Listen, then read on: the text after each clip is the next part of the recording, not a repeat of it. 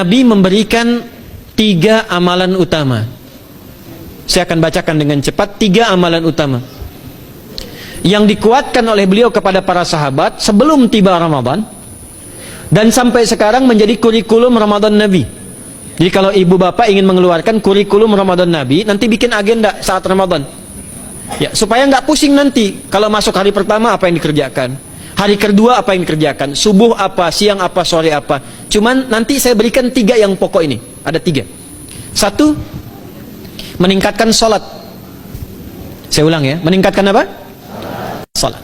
Kalau meningkat secara singkatnya berarti bertambah dari yang sekedar fardu, tambah dengan apa? Sunnah. Maka dari sekarang keluarkan semua jenis sholat-sholat sunnah. Keluarkan dari sekarang apa saja, siang dan malamnya. Yang rawatib ada berapa rawatib? Rawatib 12. Ya, rawatib itu yang melekat dengan sholat fardu dan menentukan untuk memperbaiki sholat fardu. Menambah. Jadi kalau kurang khusyuk ditambah dengan sunnahnya disebut rawatib. Bisa sebelum, bisa setelah sholat fardu. Ada 12 dari hadis Nabi sallallahu alaihi wasallam. Man shalla isnatai asyrata raka'atan, siapa yang sholat 12 rakaat fi yaumin wa lailatin, yang mengiringi sholat fardu siang dan malam. Ya, bunyalahu bihinna baitun fil jannah, maka akan dibangunkan baginya satu rumah di surga kalau konsisten menunaikan 12 itu sampai meninggal dunia. Sahabat yang mendengar itu mengatakan kompak semuanya, sejak mendengar hadis itu kami usahakan istiqomah sampai meninggal tidak meninggalkannya. 12 itu 2 sebelum subuh, cepat. 4 sebelum zuhur, 2 setelah zuhur, 2 setelah maghrib, 2 setelah isya. 2 rakaat sebelum subuh, 4 rakaat sebelum zuhur. Kalau nggak bisa 4 rakaat karena terbatas waktunya, boleh 2 rakaat khusus untuk sebelum zuhur. Kalau nggak bisa 4, boleh berapa? 2. Dalilnya hadis Ibnu Umar radhiyallahu taala anhuma. Kata beliau, hafidtu asyra rakaatin, saya hafal 10 rakaat dari Nabi sallallahu alaihi wasallam salat sunnah. Maka menyebutkan sebelum zuhur 2 rakaat. Baik, jadi 12 ya. 2 sebelum subuh, 4 sebelum zuhur, 2 setelah zuhur, 2 setelah maghrib, 2 setelah isya. Ini yang disebut dengan rawatib. Jamak dari kata ratib. Di luar ini mutlak. Mutlak ini ada yang berdampingan dengan salat fardu, ada yang terpisah. Contoh yang berdampingan, 4 rakaat sebelum asar. 4 rakaat ini bukan disebut rawatib, tapi salat mutlak. Cuma waktunya berdampingan dengan salat fardu. Jadi dia nggak memengaruhi salat fardu, cuma punya keutamaan sendiri. Apa keutamaannya? Hadis Ibnu Umar radhiyallahu taala anhuma, ketika beliau menyampaikan qala Nabi sallallahu alaihi wasallam, rahimallahu ra'an shalla qabla al-'asri arba'an. Allah akan menambahkan rahmat pada orang yang terbiasa salat 4 rakaat sunnah sebelum salat asar. Jelas ya? Baik. Kemudian apalagi setelah itu? Salat di antara 2 adzan dan 2 adzan ini, adzan dan iqamah. Ya, di antara adzan dan iqamah. Tahiyatul masjid. Apalagi misalnya salat duha. Duha dibagi 3. Awal duha itu kurang lebih 1,5 jam setelah salat subuh. Subuh sekarang misal 4:30, maka jam 6 muncul awal duha. Namanya syuruk. Saya ulang, salat apa namanya? Syuruk itu salat awal duha. Jumlah rakaatnya 2 rakaat. Man shalal ghadata fil jama'ati thumma yaqudu yadhkurullah subhanahu wa ta'ala fa yusalli rak'ataini fakana alaihi ka ajri umratin wa hajjin, ya ka ajri ummatin wa hajjin tamatan. Siapa yang salat subuh 2 rakaat dengan berjamaah, ya, dan umumnya kalau berjamaah bisa ke masjid di masjid. Kalau tak mampu ke masjid, tunaikan di rumahnya. Setelah itu tidak beranjak dulu, dia duduk untuk berzikir kepada Allah. Zikir itu bisa baca Quran. Quran surah 15 ayat 9 itu Quran disebut dengan zikir. Quran surah 54 ayat 17, 22, 32, 40 itu Quran disebut dengan zikir. Bisa baca Quran, bisa berdoa. Doa disebut dengan zikir. Quran surah ke-7 ayat 205. Ya.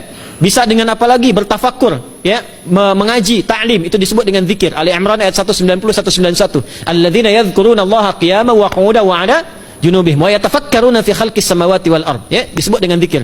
Bisa bertasbih, zikir pagi petang, kalimat-kalimat thayyibah, ada itu di Quran surah keempat ayat 103. Jadi habis salat subuh zikir dulu, doa dulu, zikir dulu, belajar dulu, tafsir dulu. Setelah itu muncul syuruk, perjalanannya disebut isyraq, melewati masyrik, 1 tombak bayangan, dia salat 2 rakaat, itu pahala salatnya senilai haji dan umrah, sempurna. Bukan sudah haji, bukan mau kemana ibu, mau haji dulu, tidak.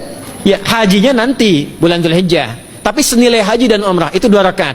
Awal duha disebut apa? Syuruk. Pertengahan duha sekitar jam 9 jam 10. Jumlahnya 2 sampai 4 rakaat. Ya, 2 sampai 4 rakaat. Apa fungsinya? Satu, mengganti seluruh zikir yang ada dalam tubuh kita. Mata berzikir, telinga berzikir, lisan berzikir, bisa diganti dengan 2 rakaat duha. Itu waktunya pertengahan duha, kurang lebih dari jam 8, 9, 10 lah, kurang lebih 3 jam itu ya.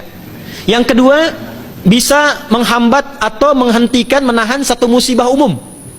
Misal ada kebanjiran nih atau macet nih, orang-orang kena macet, bapak yang biasa sholat duha pertengahan itu tiba-tiba ditolong oleh Allah, dibebaskan. Tiba-tiba ada orang datang, Pak lewat sini di sana macet, atau dibimbing ada kontraflow. Itu manfaatnya duha tuh, yang pertengahan. Yang terakhir adalah akhir duha, sekitar jam 10 sampai jam 11 menjelang ke zuhur ya. Akhir duha itu jumlahnya dari 2 bisa 4 sampai 8 rakaat. Di antara manfaatnya bisa mempermudah datangnya rizki dengan izin Allah subhanahu wa ta'ala ketika ikhtiar. Itu duha. Nanti ke malamnya silahkan tahajud, tingkatkan tarawihnya sampai ditutup dengan witir. Itu salat. 2 yang terakhir saya cepat. 2 yang terakhir adalah banyak berinteraksi dengan Al-Quran. Ada 3 caranya. 1, banyak membaca, itu namanya qiraah.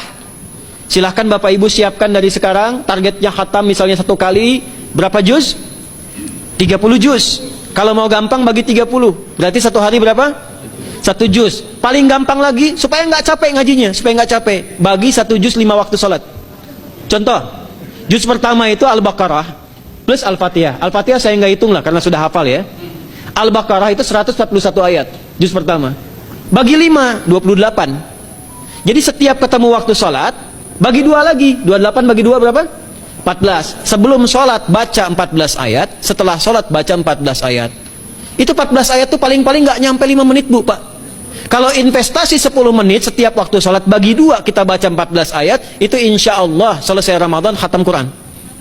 Itu udah rumus. Ya, tidak cukup dengan amin, siapkan dari sekarang. Siapkan. Ya. Kemudian mengkaji, kajian, tilawah. Itu tilawah itu di hadis Muslim pahalanya banyak.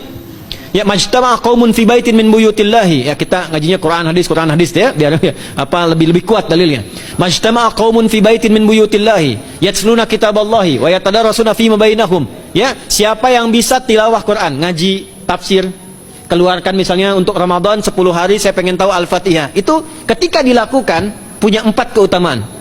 1, ghasyiyatuhum rahmah. Selama ngaji rahmat Allah dibentangkan. Kalau pengen doa cepat dikabulkan, kalau istighfar diampuni. Yang kedua, awas ini nazalat alaihimus sakinah, diberikan ketenangan dalam jiwa. Bapak Ibu pengen di rumah tangga nyari sakinah, isi dengan Quran di rumah. Amalan terakhir infak. Ya, hadisnya dari Ibnu Abbas, an Ibnu Abbas radhiyallahu taala anhuma, qala, ya, beliau mengatakan kana Nabi sallallahu alaihi wasallam ajwadan nas wa ajwadu ma yakunu fi Ramadan. Adalah Nabi sallallahu alaihi wasallam itu orang yang sangat luar biasa dermawan dan lembut. Dan bertambah dermawan lagi ketika tiba Ramadan. Apa yang dilakukan Nabi? Mensupport sahabat, siapapun yang punya anggaran untuk infak, disiapkan sebelum Ramadan. Jangan berpikir banyak Bu. Yang penting ada anggaran, 30.000 nggak ada masalah. Setiap hari 1.000, tidak harus uang, makanan. Pernah dengar hadis ini nggak?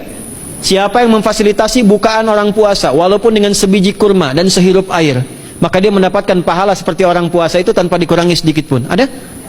Hadisnya sahih di At-Tirmidzi. Tapi bukan berarti nyari kurma ke Tanah Abang setiap hari 1.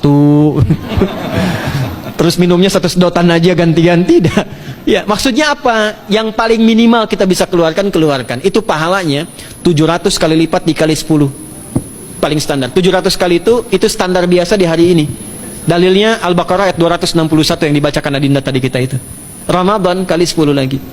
Maka dari itu disiapkan dari sekarang untuk infak,